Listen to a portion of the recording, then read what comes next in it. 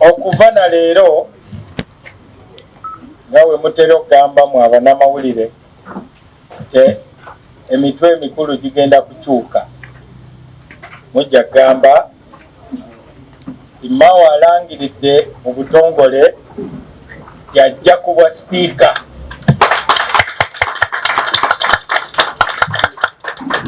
Oluvannyuma lw'okwebuuza ku bantu bangi naddala ababaka abalonde abagenda okutuula mu palamenti e12 ate oluvannyuma lw'okufuna obubaka bungi nnyo oba obuwagizi n'ebigambo ebigumya,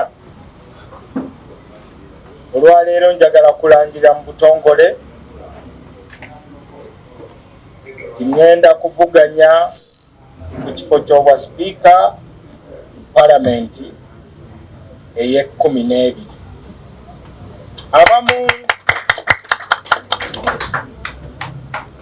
abamu baalaba eŋŋombo ya pulezidenti w'eggwanga eya protecting the gains, naye ku lwange nze ndowooza waliwo ebintu bye tulina mu Uganda naye abasinga tebabirabamu makulu.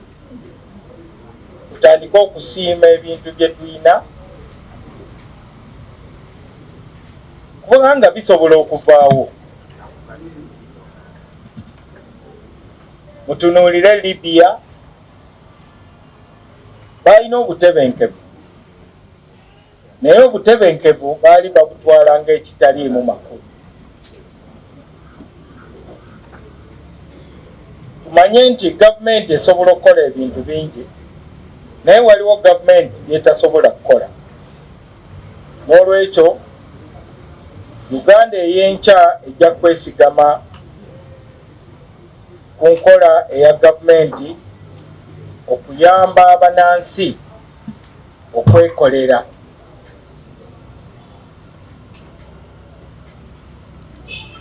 Gavumenti erina okuvunaanyizibwa okuyamba Abannayuganda okweyimiriza bokka. Mu 86 gavumenti ya NRM yayingira mu buyinza n'esuubiza Abannayuganda nti egenda kuleetawo ebyobufuzi ebigenda okwawukana na biri bye twali tumanyi. Siyaasa omupya kye baatusuubiza. Kati siyaasa omukadde yali yeesigamye ku ki? Sookera ddala obusosoze, okubba obululu, okutulugunya abanansi naddala mu biseera by'okulonda, ne bannabyabufuzi okubeera bakazanyikirizi. Ekiteeso ky'okuteeta constitution empya yatuzzaamu nnyo essuubi. Biseera ebyo manya ddala myaka 20 tetwalina bibiina bya bufuzi era twali mu nkola ya movement. Buli yeesimbawo nga ye, temulimu bibiina. Naye mu DP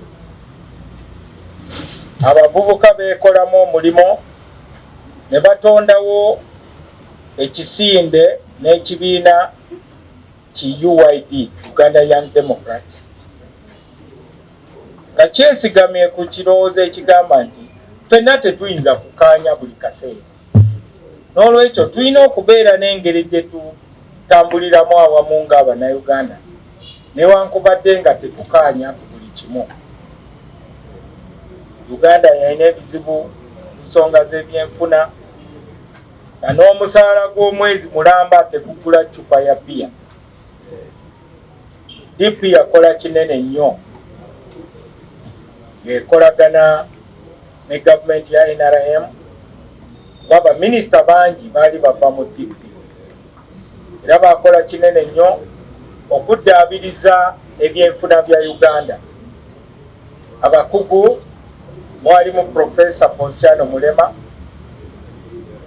Kafumbe Mukasa, Zakari Olum, Yoweri Kyesimira, Robert Kitariko n'abalala. Ensonga zaali nnya. Ensonga esooka security oba obutebenkevu. Ensonga ey'okubiri enkulakulana. Ey'okusatu obumu bwa Uganda. Ensonga ey'okuna demokrasiya.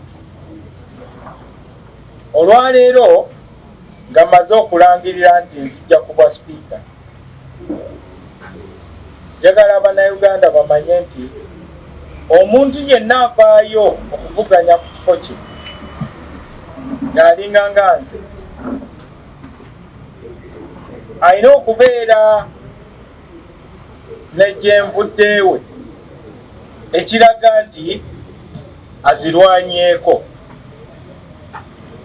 Nze omuntu eyava mu kyalo eyasomera mu kasomero akaali kakoma mu P6 neŋŋenda e Namiryango okubeera head prefect, nenyingira e Makerere okusoma amateeka. Eyo gye navuganya ne Nobo Mayombo eyali omunamagye, bwe yafiira yali ali ku ranka ya brigade. Twasobola okuwangula kuba twalina omulamwa. Omulamwa gwali gwa kulwanirira abaana b'abanaku nabo basobole okusomako e Makerere.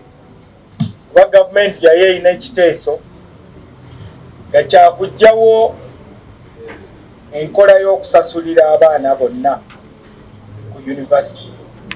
Ne bwe twogerera kati gavumenti einako beesasulira. Ekyo kye bayita government sponsorship. Abasinga tebamanyi nti ffe twalwana olutalo. N'olwekyo tetutandise leero.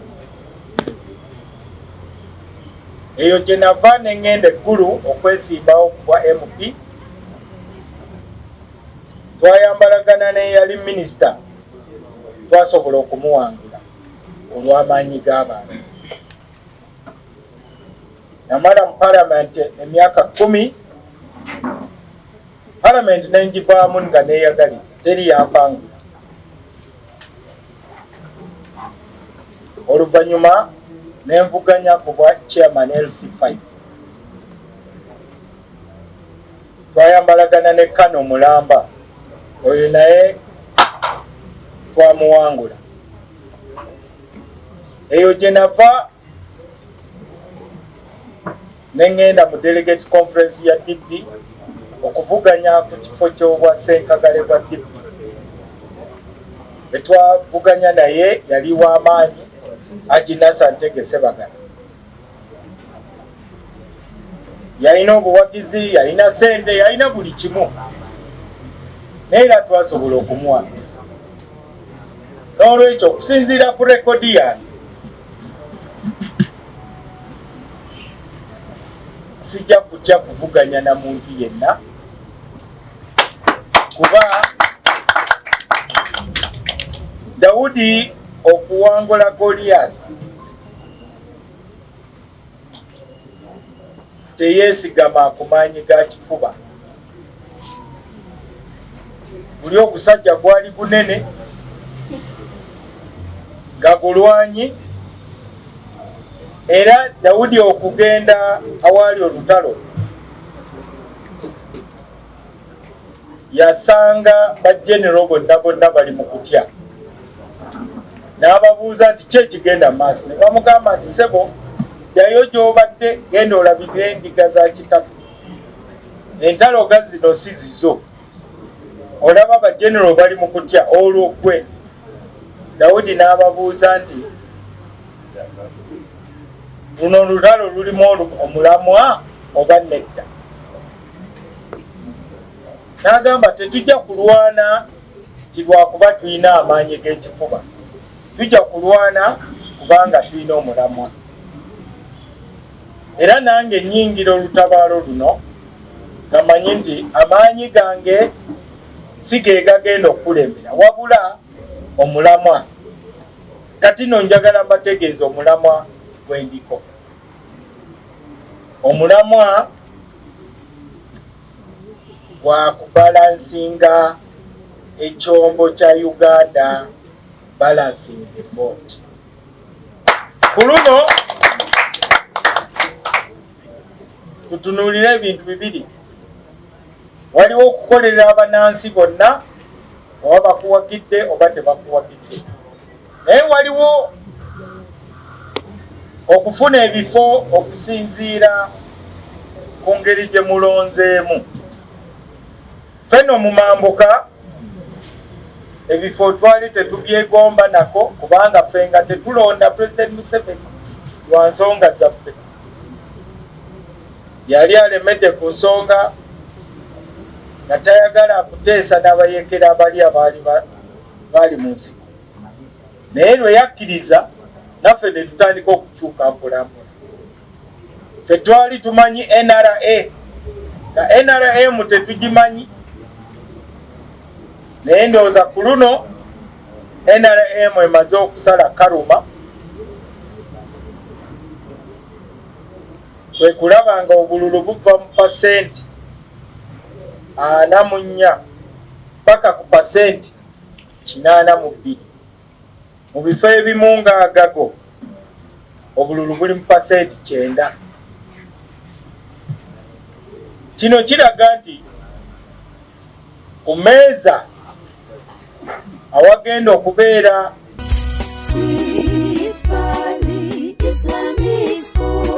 omuzadde tukwaniriza ku Sweet Valley Islamic Primary School erisangibwa Eddegeya Bombo Kibajje nga wakava Bombo mu town. Sweet Valley Islamic Primary School somero liva ku nursery okutuuka ku P7. Tulina staffu 2 eya secular n'ey'eddiini era omwana agenda okuva ewaffe ng'asobola okusaaza. Tulina dde ne boarding abaana basuzibwa bulungi. Tulina eddwaliro ly'essomero erya Sweet Valley Medical Center, computer lab ey'omulembe, tuyigiriza abaana ebyobulimi n'obulunzi, tutumbula talanta z'abaana n'ebyemizannyo tubisaako essira. Dining hall ey'omulembe abaana mwe baliira emmere. Environment yaffe esobozesa omwana okusoma obulungi. Tulina center number ya UNEB n'ey'eddiini IPLE. Ebisale byaffe bisoboka okuwandiisa abayizi abapya kugenda mu maaso ku kampasi yaffe Eddegeya Bombo Kibajje. Ebisingawo tukubire ku note 7 note 8882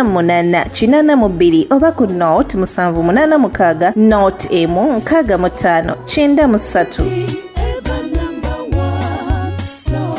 Salamu alaikum.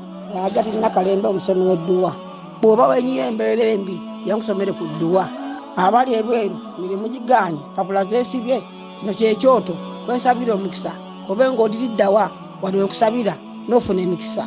Ky'oba olabanga abirira ebinyonyi ebitalina kyakulya naawe atalina mulimu jangu kusomere ku dduwa ofuna omukisa. Eno ennyanja kwesira buli kimu ekisira ne kiba kikujjudde nekikasuka mu nnyanja nekikunta nekigenda. Nze Ajati Nakalembe kambawo ennamba yange yeeno 075237529. Temuddeeyo nemwebakira ebizibu mukobe ku nnamba yange eno. Wenjogera kati President ava mu Western Bugwanjuba, Chief Justice ava mu Western, Speaker aliko kati ava mu Eastern Teso, Governor wa Bank of Uganda Teso, Auditor General Teso, Vice President Teso, Deputy CDF Teso,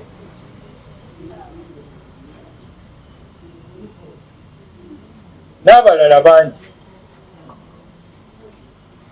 Olaba ebifo ebitaano ebisookera ddala Buganda teriiwo era tebaddeewo, era ne Northern Uganda teriiwo kati kuba Chief Justice yawuma. Ezo ze nsonga ze tulina okwogerako. n'olwekyo okubalansinga eryato gwe mulamwa, era ogwo gwe mulamwa ogubadde gulinda asobola okukulembera.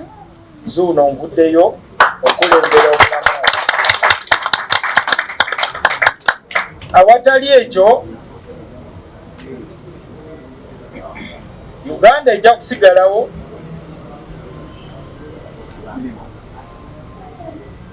ne abantu tebajja kuba bamativu.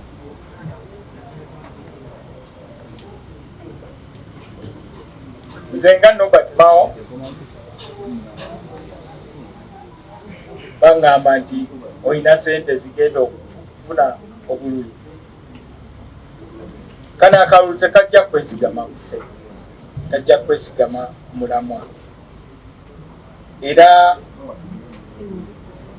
n'abatuvuganya tumaze okubawangula mu mwoyo, tusigaza kubawangula kati mu mubiri.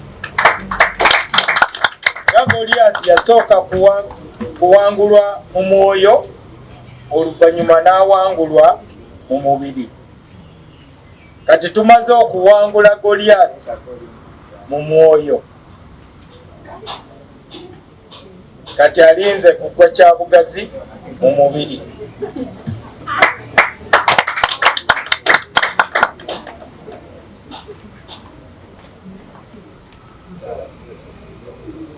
Uganda yaffe eno erina ensonga nyingi, era mu kaseera kano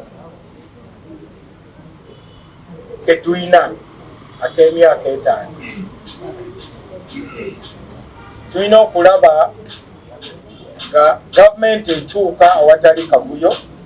Ensonga ensooka, ekyo tekikirabangako. Tulabye buli kimu, tulabye intaneti, tulabye ne zi eclipse, naye tetulabangako gavumenti nga zikyuka awatali kazikizi. Kyokubiri, bannayuganda tulina okwogeraganya, tubeere n'ekyoto kyaffe,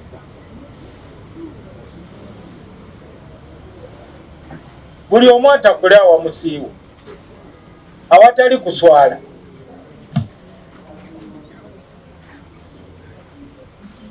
Ekyokusatu, lino eggwanga twetaaga tusonyiwagane era twenenye. Ne constitution etugatta twetaaga tugitunuulire bupya, tutereze omusingi Uganda kweyimiridde.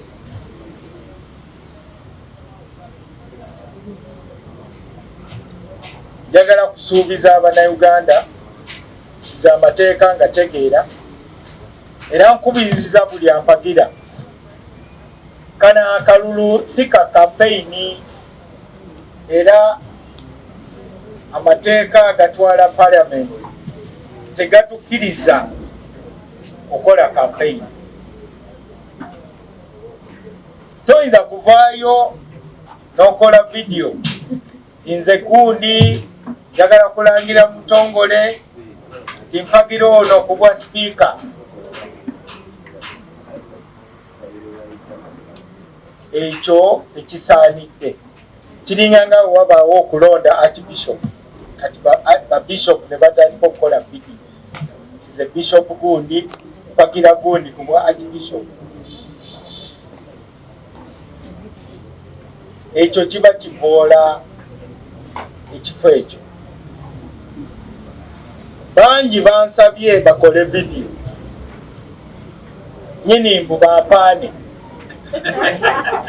Nze bimpaana bingi naye si vidiyo.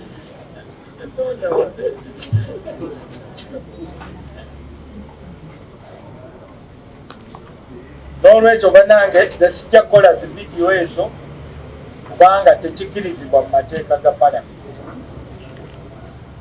Naye waliwo ebintu bibiri bye ngenda okukola. Ekisookera ddala, maze okuwandiikira pulezidenti w'eggwanga nga mujjukiza ku bintu ebiri mu ndagaano yaffe ey'enkolagana wakati wa NRM ne DP. Ekyokubiri, ngenda kuwandiikira wiiki eno buli mubaka agenda okutuula mu palamenti ey'e12 nga mutegeeza omulamwa oguli mu nsonga eno.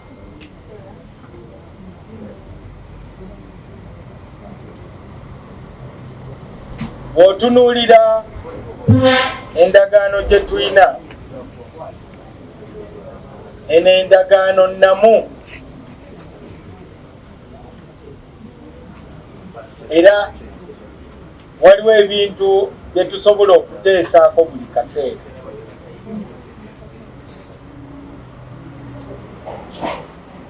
Ogenda n'osoma article 7 egamba nti eno endagaano ejja kuba ekyuka okusinziira ku gavumenti bw'etambula. Ate eno endagaano tusobola okuyingizamu ensonga endala ezitugatta. Ate ensonga ezo kasita tuzikaanyaako, kasita wabaawo okukaanya wakati wa abakulembeze b'ebibiina ebyo ebibiri. Kati mu baluwa gye mpandiikire pulezidenti w'eggwanga taddemu ekiteeso ekigamba nti n'ensonga y'okulonda sipiika ebeeremu ku nsonga ze tusobola okukaanyaako, kubanga Uganda yeetaaga sipiika asobola embuyaga gye tugendamu, omuntu gwe tulina okukwasa enkasi alina okuba nga akendeeza ku bizibu bya Uganda so si kwongera ku bizibu bya Uganda.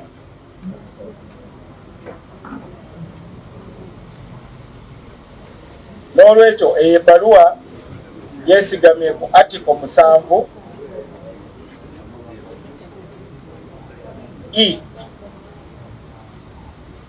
ebbaluwa gye ngenda okuwandiikira ababaka yeebategeeza engeri gye bayinza okusalawo obulungi. Gamaliriza, eggwanga lyonna liwagidde ekiteeso kyange kino, era abamu bagamba nti singa Abannayuganda bonna balonda sipiika bandinjiiridde obulumi. N'olwekyo kiri eri abalina majority mu palamenti okulaga wajje bagwa, oba balina Abannayuganda oba bali bokka. Ekirala, bwe nayingira mu gavumenti ya President Museveni, oluggi olwanyingiza naluleka luggule, oba olaba nti bangi kati batandise okuyingirayo. Juzi twali tuli awo nga zireese ensibanga.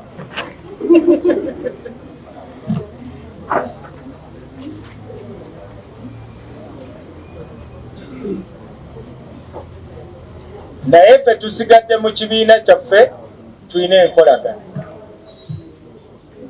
Njagala nakulabula abaakayingira NRM batandise kati okubuulirira bannannyinimu engeri gye bateeka okuddukanyamu ekibiina kyabwe. Bamanye nti DP ne NRM tuvudde wala, era n'abantu abaasinga okufa mu lutalo olwaleeta President Museveni baali ba DP. N'olwekyo enjogera eyo egamba nti okulonda Mao nga sipiika NRM ejja kuba yeetuze, ekyo kitegeeza nti tebamanyi byafaayo bya Uganda era tebamanyi Uganda gyeraga, kubanga buli omu kati atunuulidde Mao NRM n'emuyisa etya ku nsonga ya sipiika.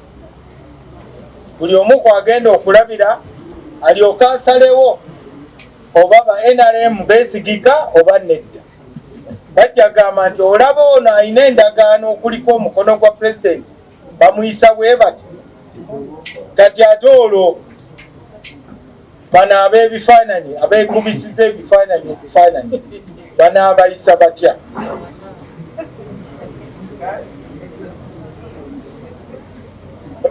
Omuganda agamba nti olaba embwa egoba ow'ekiwempe kati gwe ow'eddiba onooyitawo. Okwo okulabula eri eggwanga. Tubalansinga eryato n'akalulu ka sipiika newe n'akawe oba balonze batya naye ensonga y'okubalansinga eryato ejja kusigalawo era mu kalulu akaddako eyo y'ensonga egenda okubeera ku mmeeza. Kubuusabuusa kwonna nti ababaka bajja kulowooza ku nsonga ya Uganda nyaffe. Ate ku lwange nga omuntu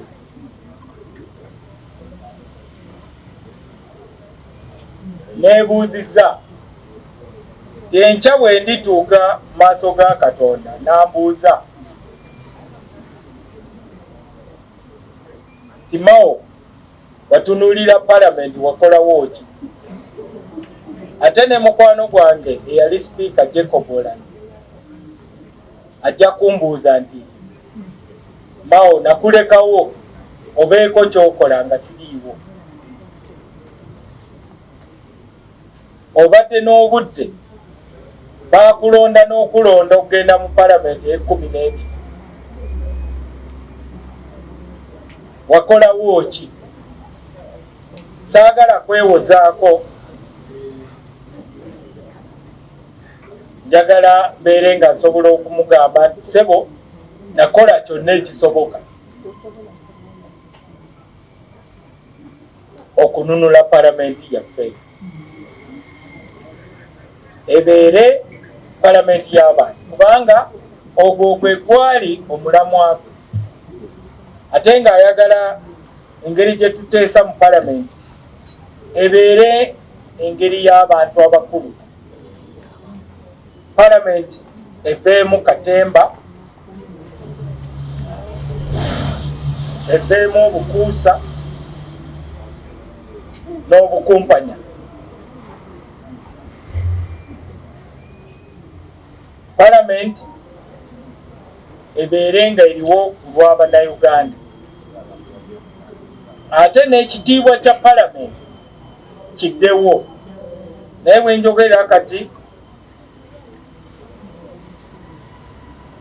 memba w'olukiiko oba olwa Buganda oba olw'Ettoolo ayinza n'okuba nga asinza ababaka baffe aba palamenti ekitiibwa.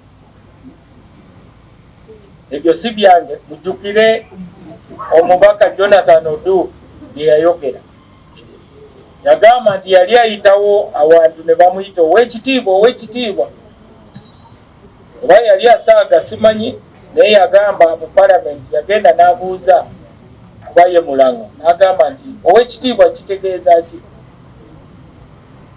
Kitegeeza mubbi. Ebyo byonna biraga nti tulina okukyusa palamenti engeri gyekolamu. Ezo ze nsonga ezindeese. Sina lutalo na muntu yenna. Sipiika aliko, muwe ekitiibwa kye era mukwano gwange, anyambye nnyo ng'omuntu, naye tulina okubalansinga eryato lya Uganda. Ekyokubiri, tulina okulaba nga tuzaawo ekitiibwa kya palamenti. Nze sigenda kukola kampeyini yonna kubanga kino ekifo si kya kukola kampeyini. Sembyayo kano abagamba nti atali wa NRM tayinza kulondebwa nga sipiika tamanyi mateeka. zenga munamateeka eyasoma amateeka ate nga advocate okwawukanako ne balooya abatali ba advocate. Manyi nti article number 5 tetukola campaign. Ate n'ekirala okusinziira ku ndagaano gye tulina, NRM erina okumanya nti tutambulira wamu kati.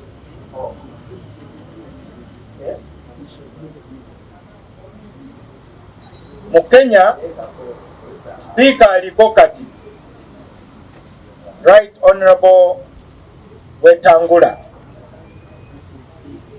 tali mu kibiina kya President Ruto naye nga ye Sipiika. Naye lwakuba mu Uganda tulina enkola eno eya ring fencing, buli ali mu kifo alooza ekifo baakimutondera. Tumanye nti bino ebifo bya bannayuganda. Wabaawo ekibuuzo kyonna mu Luganda kirabika tewali. Mwebale nnyo, mwebale.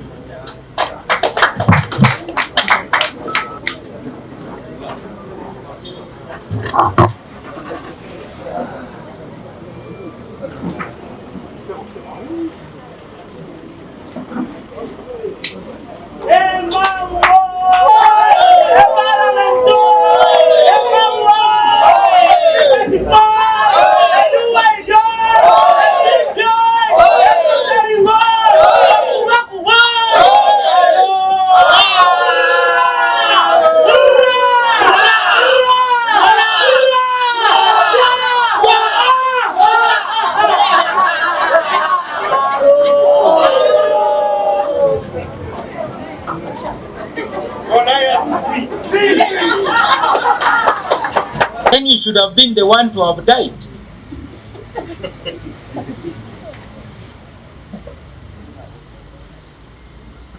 Even God would ask me that, what did you do?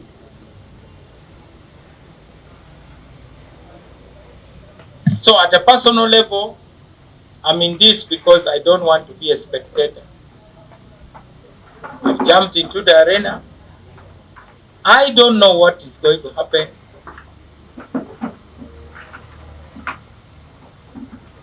It is a battle. We are facing very strong forces. But I'm doing this for God and my country.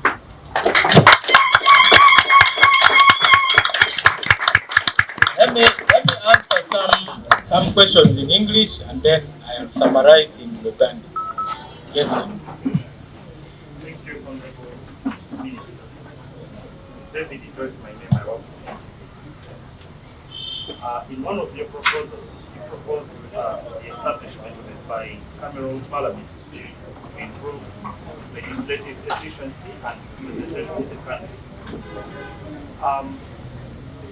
By the grace of luck, should you be the next speaker, is it a proposal you wish to put in effect? But also, in an event that you're not speaker and then the proposal is taken through, how practical can this proposal be put in effect in line with the constitutional framework to avoid legal questions here and there?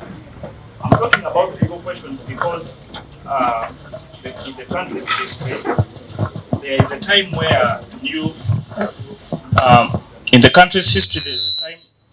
where new municipalities were created, and that was after an election had happened, and in these new municipalities being created, there was there came a result of an election of members of parliament to fill up these positions. A case in point, Bujiri, where Amaliridde came through this election, and this was challenged in court on grounds that that municipality was under a constituency and voters had already exercised their mandate. So that is taking away the mandate of voters. So in any case of this bilateral parliament that you are proposing, how practical is it to ensure that it is in line with the frameworks of the Constitution. Thank you.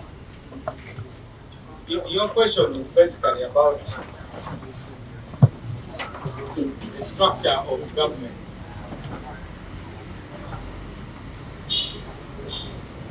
You can compare it to the proposal for an East African government.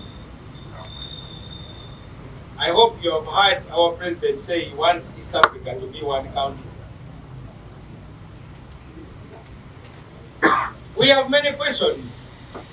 People will ask, so how will the president be elected? What sort of citizenship laws will we have?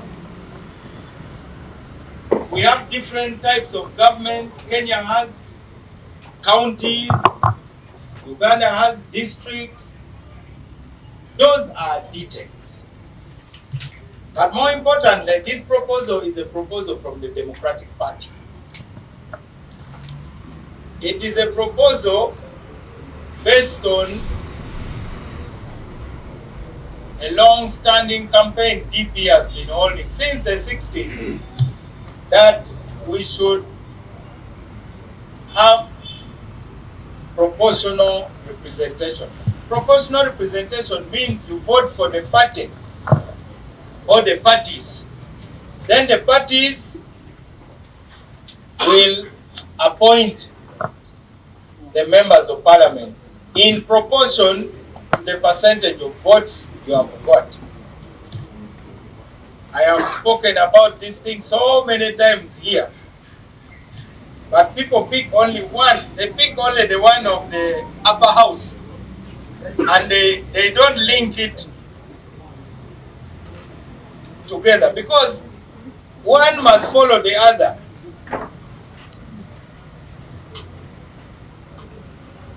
When you have proportional representation, you decide how many citizens should a parliamentarian represent. Right now, there are citizens who are underrepresented, there are citizens who are overrepresented. Look at Nakawa. Nakawa East and West, 2 members of parliament. You look at Kalangala, they have so many MPs, some constituencies don't even have 10,000 voters. So, we are proposing that an MP should represent 150,000 citizens. If you use a base of 45 million, it means we are going to end up with 300 members of parliament, maximum.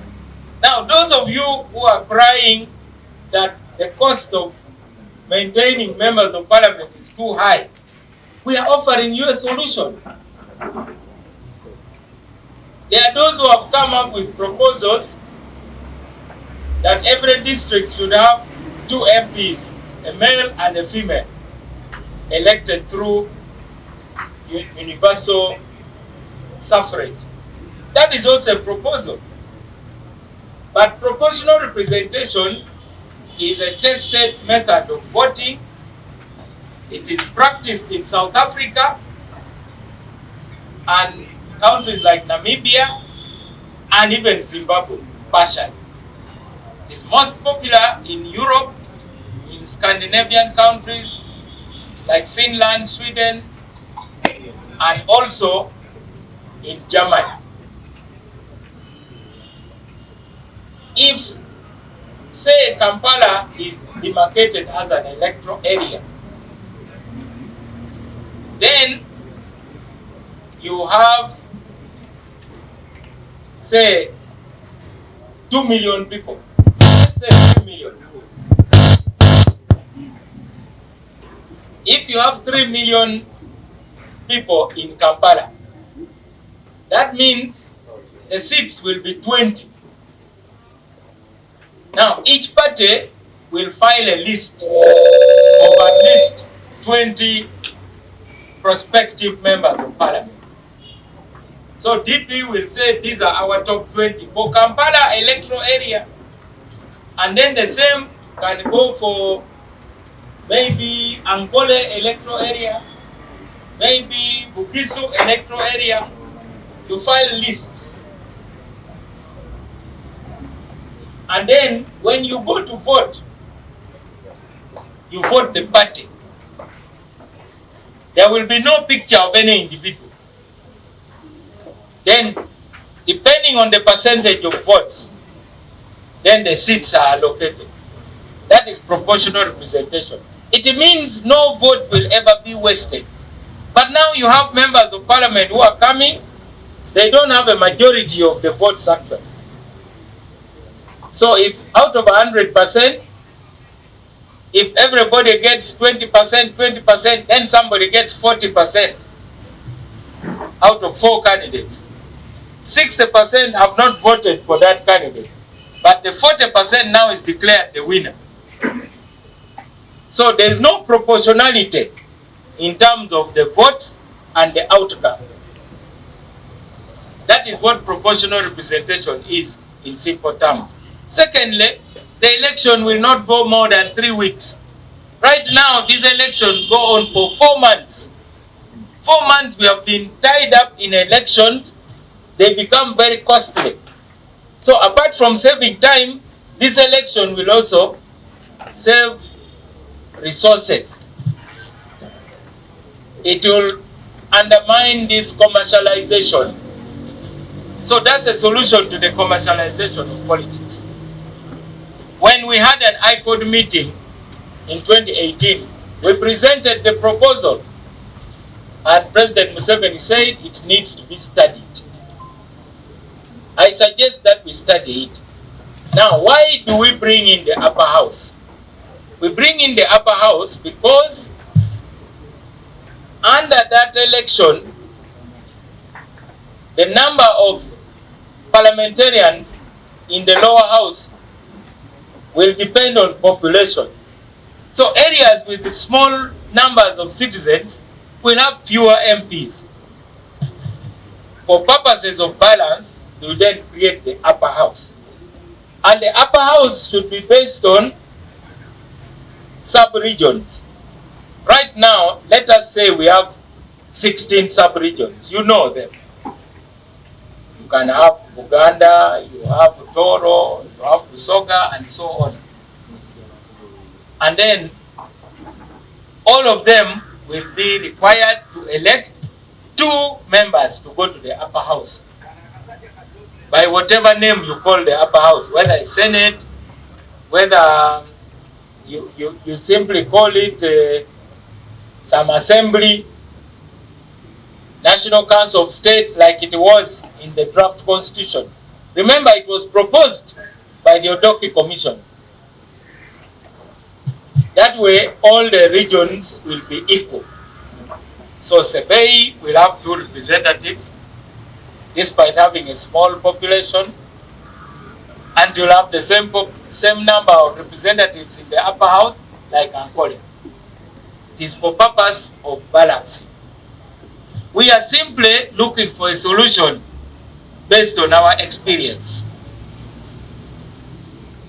Now, the problems you are imagining actually don't exist if you understand this matter comprehensively. It flows from the electoral system called proportional representation, which takes us to the lower house. Then the upper house is to balance, having 2 per sub-region. But it also will have a tighter... My question is, you talked about this being an opportunity to unchain DP, rather parliament. What exactly are you unchaining it from? Then relatedly, you've made reference to the late Jacob Olanya. I would like to ask you, what is it that he would not like about today's parliament and the way the institution has been laid in the last couple of years since his departure? Would also like to ask you, you previously said the day you declare, you form your opinion about running for this job, you would have the courtesy to notify the current speaker. I would like to know, did you give her a phone call last evening ahead of this news conference? The pledge, the promise, the commitment you made on this very ground, and what was her response? Thank you very much, sir.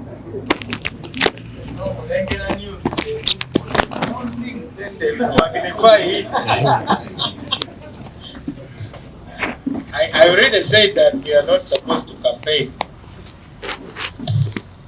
There are ways of notifying people. You can be notified in the Uganda Gazette, through billboards. So there's no personal animosity, by the way, between me and anybody that we compete with. The other day I shocked people here when I said that I was very happy to support Honorable Sebamala financially in his campaigns. And people were shocked that why would you support somebody who was really on your neck? DP is a big party. I'm not the founder. In fact, there is no founder member of DP alive. So why would you cling on to something? You must realize that many of the things which we are talking now, you think they will matter 30 years from today? In 30 years, I will be 88 years old. So at the age of 88, imagine if you ask me that question when I'm 88 years old. You say, what's wrong with you? So people ask me why I remain calm in the middle of storms. Because I have only one asset, perspective. I have a sense of perspective. So I have no personal animosity towards any of the other candidates. The Speaker of Parliament has been very good to me, even personally. And I mean that with all sincerity. And this is a contest. The way we contest for a trophy, for instance. You find Kenyans are battling for a trophy. We are going to be hosting AFCON. We will be on each other's neck for the trophy. But it doesn't mean that we cannot continue to relate on cordial terms. So I really call upon all those who support my candidature, please desist from personal attacks. There is no need for that. It is not useful even. So the notice was served long ago. Today we are only underlining it. Now, concerning my friend Jacob Olanya, he was a friend to many, not only to me. But by default, I'm the one who was very close and like very personal friend. Because there are those who are political friends, and then there are personal friends. So in my case, we were not in the same political party even. Actually, we never ever belonged to the same party. He started in UPC. I was in DP. When I was supposed to be guild president, he also wanted to be guild president. But then the state really went after him very aggressively. They were trying to frame him as a rebel. So he was advised to withdraw. So he withdrew and then came solidly behind me to support me. We elected him the Speaker of the House in Makerere. Unfortunately, he was beaten so badly on 10th December. He was not actually shot, as some of you were reporting. He wasn't shot, but he was beaten so badly. He had to undergo surgery. They had to remove his spleen.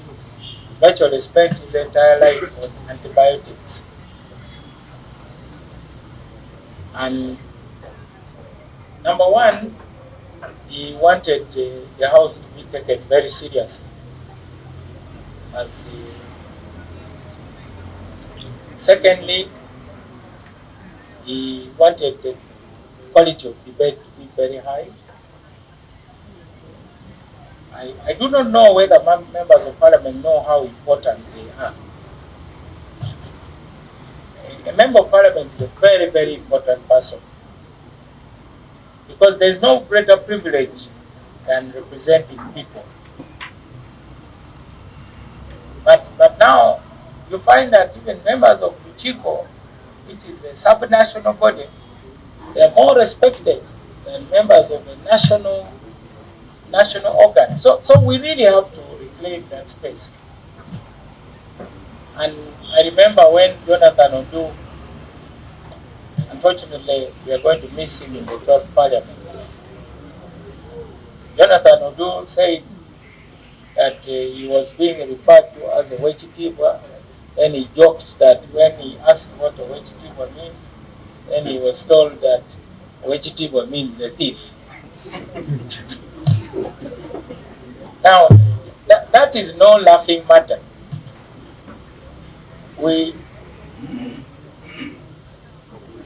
It is a problem which is across the board, even in political parties. When we were growing up, and you meet a member of the National Executive Committee of DP, that's a very serious person. But now, the way some of the National Executive Committee members carry themselves, those days when somebody say, I'm on neck, you even stand up to greet them. And I think that's what Jacob would have really wanted. So that when people call you honorable, they really mean it. They don't only say it because they see you as a kind of ATM. You help with school fees, and burials, and so on. So that to me is, I think, what he would have wanted. Then he also said that he wanted a people-centered parliament.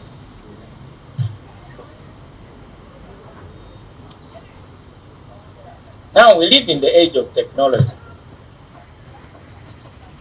Assuming you want to reach your MP now, how are you going to do it? Parliament has a website. Ideally, every MP should have a web page on that website, where you can even send a message. And the support to the members of Parliament, a lot has improved, by the way. When I was an MP, we only had 16 researchers for the entire Parliament. Imagine 16 people. We were 214 at that time. So we didn't have enough research capabilities.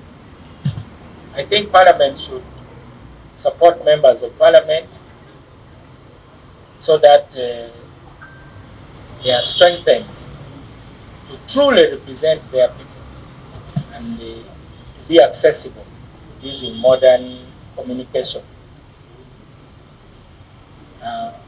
Right now, the Parliament is like a garrison. You try to go there now. These are some of the things that depend on leadership. When myself and the Attorney General arrived at the Ministry of Justice, we opened up the office. We told the police, it's none of your business what anybody has come to do. Just check them to see that they are not in danger in terms of security. Then the receptionist will direct them which office they want to go. So, if we're talking of government of the people,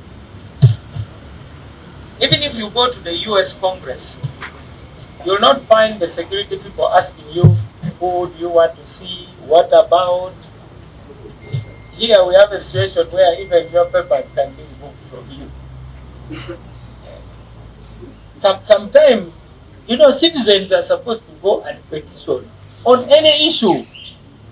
Whether you are complaining about stray dogs, you go. Whether you are complaining about high school fees, you should go. Because that is really the public square, as they say. So when you say people-centered, it means it's for the people. And I think there are things. So it's I'm not Jacob Olanya. We are totally different people. I'm Norbert Mao, and my style of leadership probably will be different. But I think that association has made some people to link the two of us. Why? Because we were sort of like political twins. So one twin has gone, and the other twin has remained. That's a fact of life. We are not the same person. So those are the two things that is important to reflect about it. The parliament has had towering figures from the Muzungu, Griffith, and President Museveni was also Speaker of Parliament, by the way.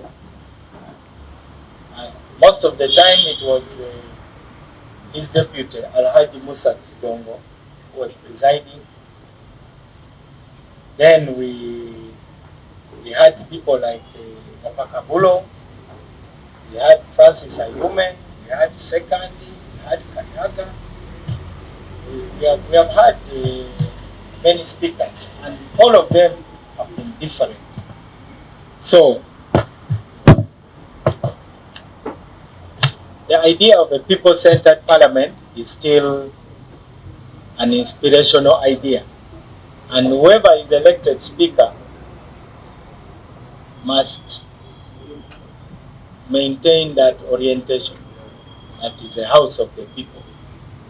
It is a people's house. I hope I have responded to your question.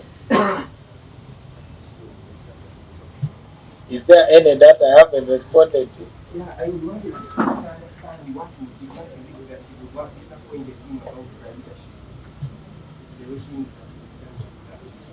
leadership. There's another question there. Yes, sir.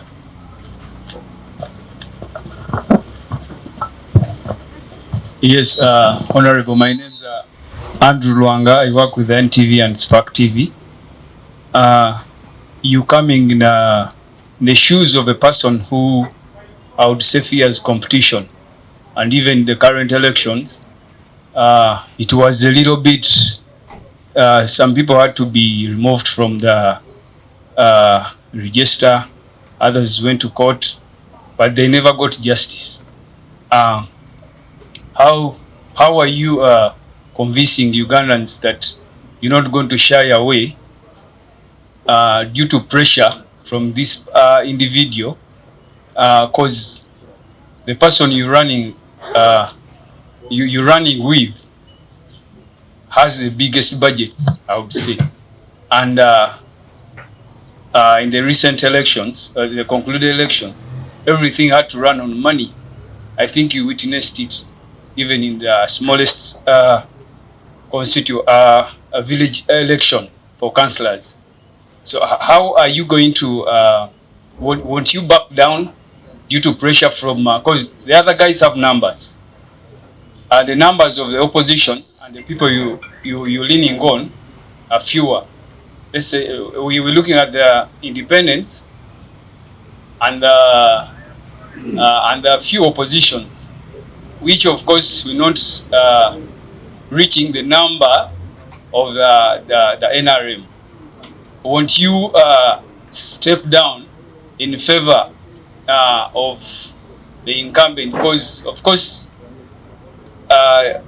on the budget she has, at her hand. Thank you. There's a lot of excitement that has been caused by my candidature, and I want to tell you that I'm not the one who printed that banner. I see, for instance, Mr. Mutenyo is wearing a cap. I'm not the one who designed it. I'm not even the one who printed it. But the people of Uganda have simply taken over this cause now.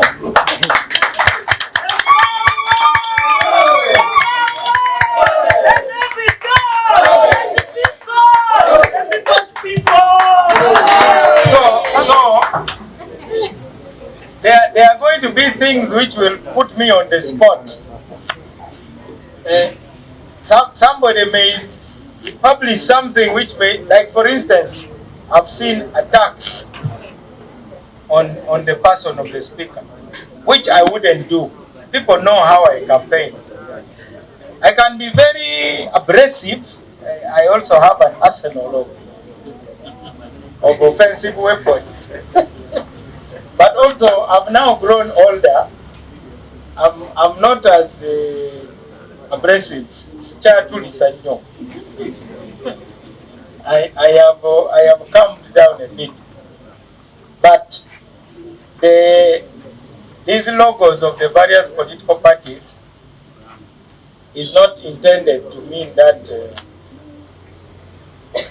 the parties have endorsed me. Otherwise, there would now be no election if that were the case. We still have to persuade each other. But I think your question begs one question. What is the way forward so that we choose the speaker in the most civil manner? Because if we continue the way we are continuing, by May, it will almost be like any other political campaign. Let me just propose to, particularly to the NRM, we need a conversation. And that's what I wrote to the president about. We need to talk. Because the issues I'm raising won't go away after voting the speaker. It will be, if you simply command NRM MPs and say whether you like it or not, you must vote someone who is a member of NRM. I think that would undermine the spirit of cooperation and there are many people who still want to work with President Museveni. They are waiting to see how Mao is treated. So NRM is in a test. How are you treating the one who is inside there with you, moreover with the written agreement? Now, if those who are just going to take photos, how will they be treated? Already you hear some of the NRMs, they speak contradictory messages.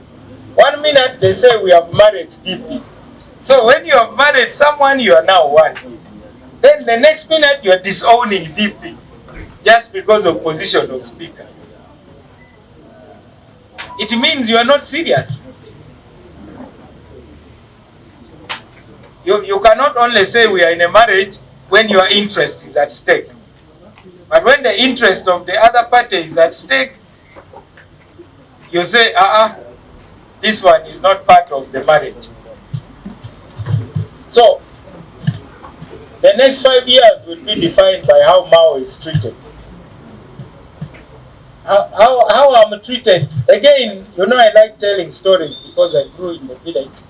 That's where I was brought up. So let me tell you about the time the dog went to its aunt, the fox. Is the fox the one called a chibe? Those who are real Baganda, the chibe. So the Mbwa and the chibe apparently are relatives. Then the dog in the bush and the dog at home. So now,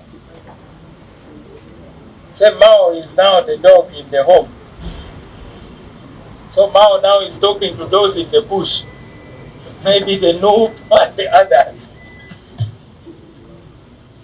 So the dog went to its aunt, the fox, and said, "Fox, I'm being treated very well actually now at home there. And you are my aunt. Why don't you come? Come and stay at home. These people are not bad actually. They are good." Then the aunt says, "Let me first stand on this anthill. You go and I see how you are welcome and treated there." So the dog went and he was moving around the house. And you know this grinding stone which they use for grinding sim or D. So the dog sniffed it and was really tempted. So the dog licked it. So they got a big stick and beat the dog almost to coma. So the dog ran towards the ant. The ant didn't even wait. It just went further and further in the bush. So I don't know whether now Robert Mao aspiring to be speaker is like licking the grinding stone for sim. So the foxes are watching how Mao is treated.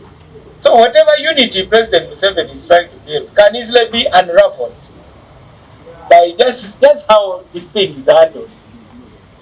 Because all those who are peeping and watching and say, maybe the next 5 years we should really have consensus.